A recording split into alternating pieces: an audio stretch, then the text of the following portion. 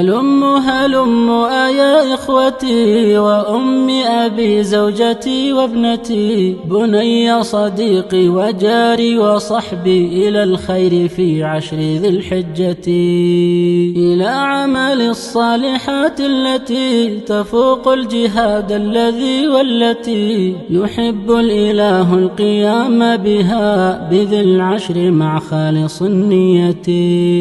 فبادر إليها أخي وكن إلى الصالحات نشيطا فتي، وأد الصلاة لأوقاتها وللحج فانهض وللعمرة،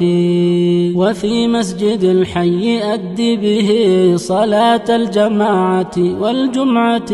لسانك فانطق به صالحا بذكر وشكر لذي المنة، وسبح وكبر وهلل له كما جاء في محكم السنة، وداوم صباحا مساء على قراءة ورد من الختمة، وطالع علوما حديثا ونحوا وشيئا من الفقه والسيرة، ودرس العقيدة من مصدر كتاب وشيخ أخي الثقة، وجانب خصاما وأد سلاما لفعل الجهول اللجوج العتي، 30 يوما فمعدودة بشهر الصيام وقد عدت،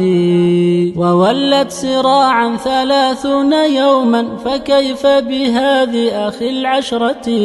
فإياك